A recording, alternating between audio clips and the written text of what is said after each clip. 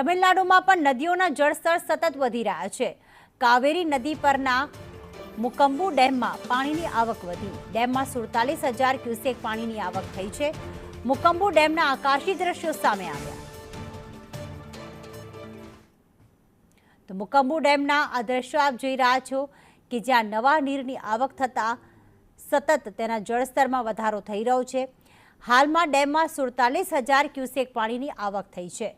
તમિલનાડુનો આ ડેમ છે કે જ્યાં નદીઓના જળસ્તર વધતા તેના ડેમના જે દ્રશ્યો છે, આકાશી દ્રશ્યો છે તે સામે આવ્યા છે. સતત ડેમમાં નવા નીરની આવક થઈ રહી છે. તો કાવેરી નદી પરના મુકમ્બુ ડેમના આ આકાશી દ્રશ્યો છે કે જ્યાં હાલમાં જળસ્તરમાં સતત વધારો. ડેમમાં 47,000 ક્યુસેક પાણીની આવક થવા પામી છે.